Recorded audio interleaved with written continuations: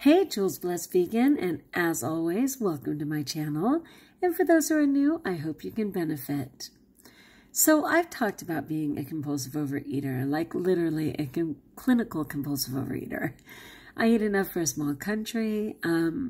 Everything provokes me. I'm also a sugar addict, and so all the bright packaging and cute cartoons and all those things just make me want it. And I know some people say, oh, you shouldn't label yourself, and, you shouldn't claim those titles if you want to get well, and I disagree. That's just not true for me. For me, knowledge is power, and an understanding of what my tendencies are and what my defects of character are empowering for me. So today I went grocery shopping, and luckily my husband was with me, and he's such a great support. I mean, seriously, he knows this way of eating better than me. Even though he hasn't adopted all of it, he is on it. And he's just like, is that on your food plan, Juliana? I'm like, dang, dude. And then he's all, hun, why are you over in the bakery? Like, you're supposed to eat on the perimeter where vegetables and fruits are, right? And I'm like, darn, yes. I mean, it's a blessing. But anyway, I am easily provoked by all of the packaging. Even though my mouth does water now when I look at fruit and vegetables, I still want all of the junk. Praise God, I have not acted on that, and I'm happy for that. So this says, in my daily thought book, which this one is Overeaters Anonymous for today, which is one of my favorites, really. So it always starts with a quotation, and the quotation reads, "The only way to predict the future is to have the power to shape the future." And that's by Hoffer. And so often we feel powerless about our future, but I am acutely aware that what I do today builds my tomorrow. And I know Tanny Raw. If you don't know Tanny Raw, you can find her on any social media platform. She's a guru for me in the whole vegan world, especially for high-carb, low-fat, raw vegans. But anyway, Tanny Raw always says, if you, fail to plan, then you plan to fail. And that's just so true. So we do build our tomorrow. So let's look again. The only way to predict the future is to have the power to shape the future, by Hoffer. And then it goes on to talk about it. So this says, in the days when I was a practicing compulsive overeater, and for me, that could be in 5 minutes from now if I choose to make a bad choice. And it certainly could have been yesterday. Tomorrow's never promised, and neither is wellness, right? So luckily for a few days, I've been completely clean, and I love it. But it says, in the days when I was a practicing compulsive overeater, I could not predict my behavior. I went through life a sliver, slice, and slab at a time, thinking, this time I will control it. That's me in the bakery. I promise I'll only eat half a donut, as if. That's after I've probably already had a dozen, and that's the second. And that's the second container, and I'm full enough to make a fake promise. Yeah. Anyway, it says, but it is not controllable and not predictable. That is the disease of compulsive overeating.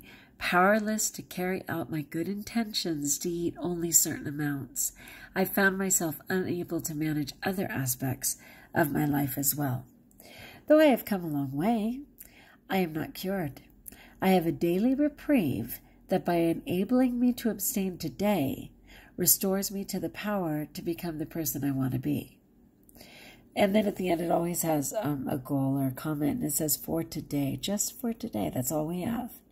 I turn my life over to my higher power, and in return, I receive the full use of my God-given potential.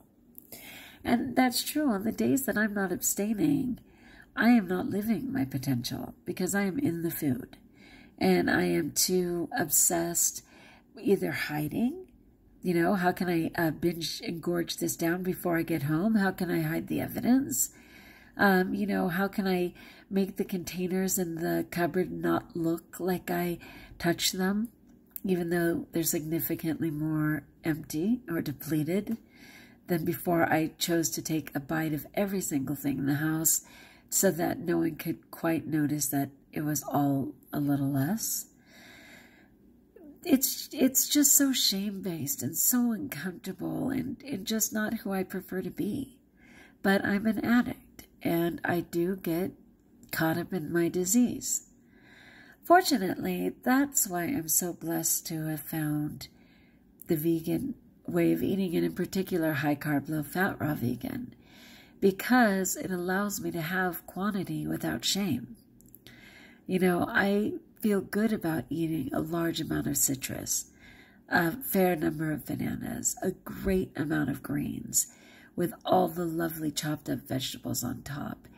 And because I'm drinking an 8-cup green smoothie, or a, family salad-sized bowl of salad, it's still a lot of quantity, only this time it's nourishing and life-giving and not packaged.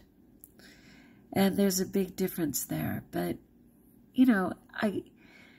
they often say if you're going to break a habit, you just have to replace it with a healthier habit. So if I'm replacing my standard American diet of toxic toys with super healthy, large quantity fruit and vegetables, it's a start, right? It's a start. So again, the only way to predict the future is to have the power to shape the future, by Hoffer.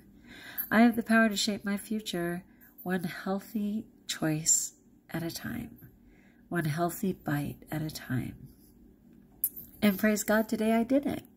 And the kitchen's closed, and I am drinking my water and doing my homework, and it's after 10 o'clock as usual, but I will be going to bed.